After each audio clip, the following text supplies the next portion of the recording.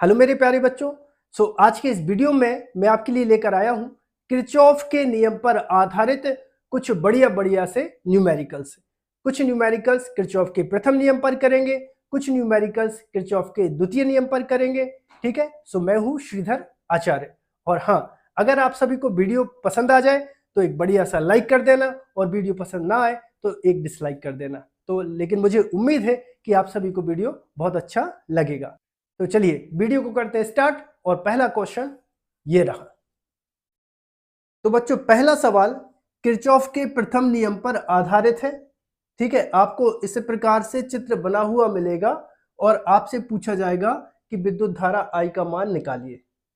तो यहां पर देखिए, किरचॉफ का अगर आपने प्रथम नियम ठीक से पढ़ा है, अगर नहीं पढ़ा है तो डिस्क्रिप्शन में लिंक है, तो वहां से जाके आप सबसे पहले किरचॉफ के नियम देखिए।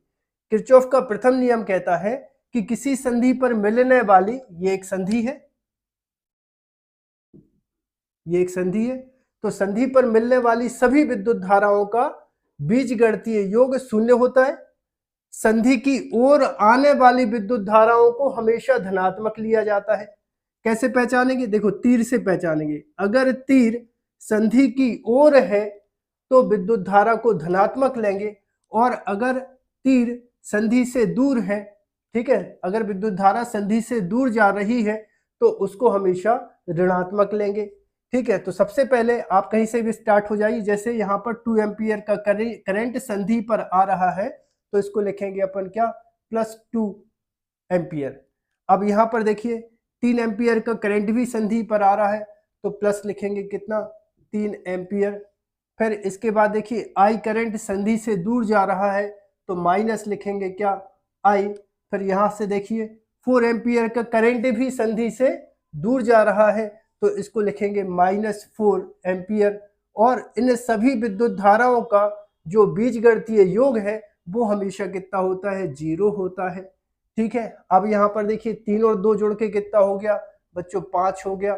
ठीक है, माइनस कितना है I, माइनस कितना है 4, बराबर कितना हो जाएगा, 0।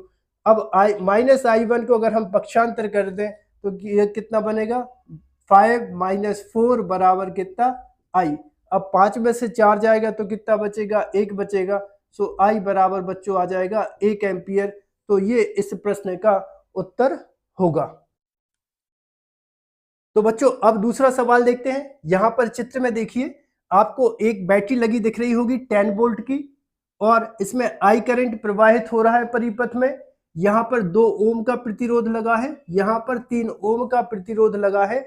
तो इस बैटरी से निकलने वाला जो करंट है उसका मान कितना होगा, ये आपको ज्ञात करना है।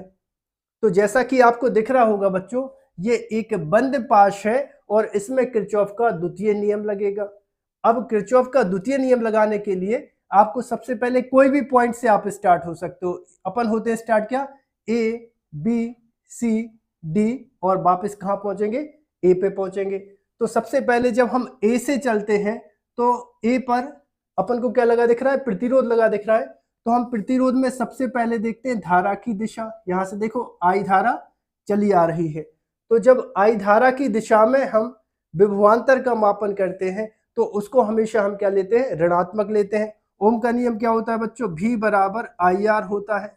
अगर प्रतिरोध में धारा की दिशा में जब हम चलते हैं तो इसको हमेशा लेते हैं ऋणात्मक।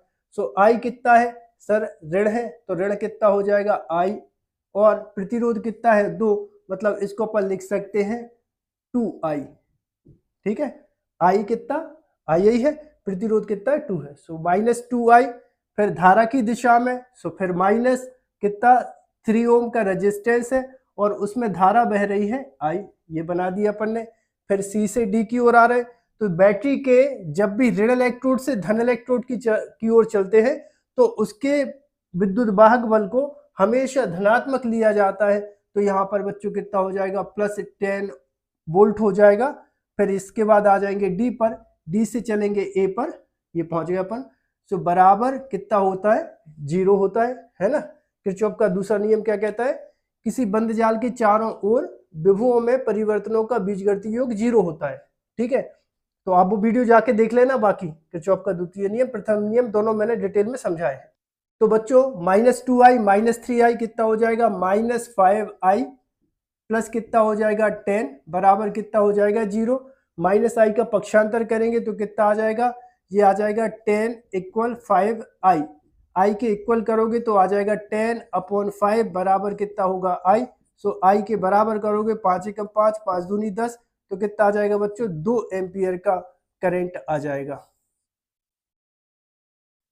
तो बच्चों अब आ गए हैं अगले सवाल पर। यहां पर एक 10 वोल्ट की बैटरी लगी है, तब इस परिपथ में विद्युत धारा I1 और I2 के मान आपको निकाल के बताना है। ठीक है, जिन जिन बच्चों पर ये क्वेश्चन सॉल्व करते बन जाए कमेंट बॉक्स में कमेंट करके बता दीजिए। ठीक है, और अगर आप सभी को वीडियो अच्छा लग रहा हो तो वीडियो को एक लाइक जरूर कर देना। तो इस क्वेश्चन को सॉल्व करने के लिए हमें यहाँ पर दो बंद परिपथ दिख रहे हैं। एक बंद परिपथ ये दिख रहा है, दूसरा बंद परिपथ अपन को ये दिख रहा है। तो सबसे पहले हम बंद पाश या परिपथ लेते हैं। बंद पाश कौन सा लेते हैं, बी, ये B, E F C B, B E F C B, और इसमें अप्लाई करते हैं किरचॉफ का द्वितीय नियम। तो बच्चों देखो, सबसे पहले बी से ई में चलते हैं, तो ना तो सेल लगा है ना प्रतिरोध लगा है, कोई दिक्कत की बात नहीं, अपन को अब पहुंचना है ई पर। ई से एफ पर जब हम आते हैं तो यहाँ पर हमें 6 ओम का प्रतिरोध और I2 विद्युत धारा मिल रही है। फिर वापस अपना ओम का नियम क्या होता है, V = IR, धारा की दिशा में है तो IR कैसा लेना है, ऋणात्मक लेना है। तो यहाँ पर प्रतिरोध कितना है अपना 6 ओम का, और धारा कितनी बह रही I2, तो यहाँ पे आ जाएगा 6I2, धारा की दिशा में है तो लगा दिया माइनस। अब इसके बाद F से C पर चले, C से अब आएंगे B पर, तो धारा आ रही है नीचे और हम जा रहे हैं B की साइड। मतलब क्या, धारा और अपने पाथ की दिशा कैसी है, परस्पर विपरीत है। तो यहाँ पर लगाएंगे प्लस, और फिर ये हो जाएगा 2I1, और इक्वल कितना होगा बच्चों 0, क्योंकि इसमें B E F C B में कोई भी सेल है नहीं। अब इसके दोनों पक्षों में बच्चों 2 से हम भाग दे देंगे, तो यहाँ पर 2 3 6, तो मतलब आ जाएगा -6I2 आ जाएगा, प्लस 2 × 2, मतलब यहाँ पे बचेगा I1, और बराबर कितना है 0, क्योंकि 0 में कोई भी नंबर से भाग देते तो 0 आएगा भाई। 0 का 2 से भाग देंगे तो कितना आ जाएगा 0। दोनों पक्षों में 2 से भाग दिया है। अब इसके बाद क्या करना है, -3I2 का पक्षांतर करोगे, सो I1 बराबर कितना आ जाएगा +3I2 आ जाएगा। इसको देंगे समीकरण नंबर 1। क्या इतनी बातें आप सभी को क्लियर है? ठीक है, अब इसके बाद अब अपन को लेना है बंद पाश A B C D A. बंद पाश कौन सा, A B C D A में किरचॉफ के द्वितीय नियम को लगा रहे हैं। ठीक है,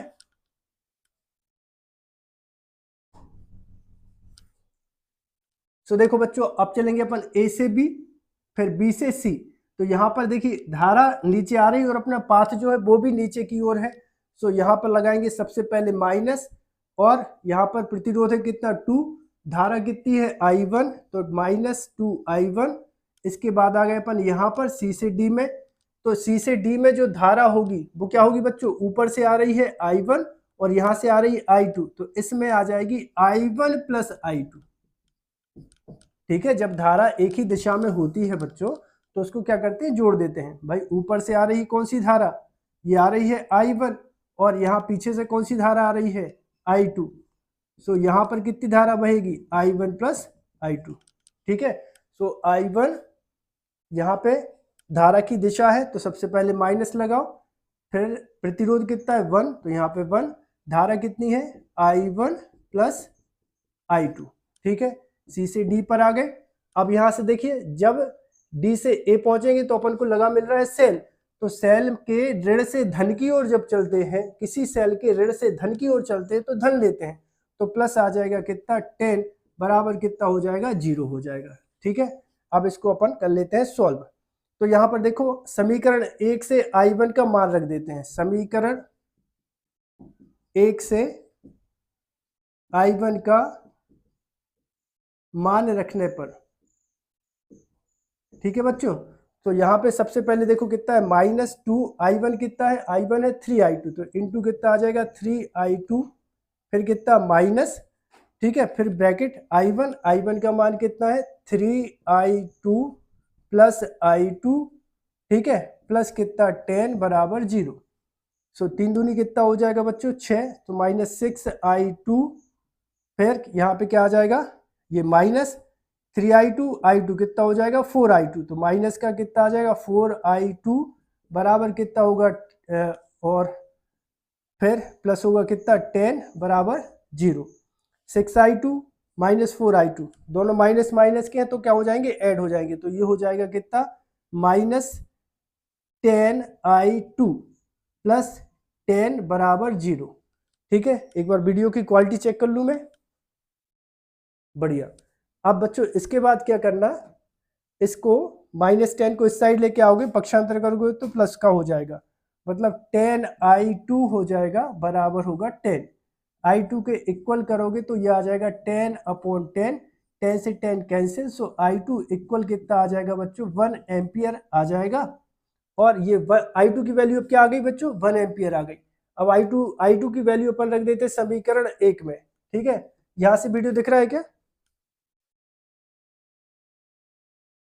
ठीक है। i2 का मान समीकरण 1 में रखने पर तो कितना हो जाएगा, देखो i1 बराबर 3 एंड i2 का मान कितना है 1, तो 1, सो i1 बराबर कितना आ जाएगा 3 एम्पियर आ जाएगा। तो i1 का मान कितना आया 3 एम्पियर और i2 का मान कितना आ गया 1 एम्पियर।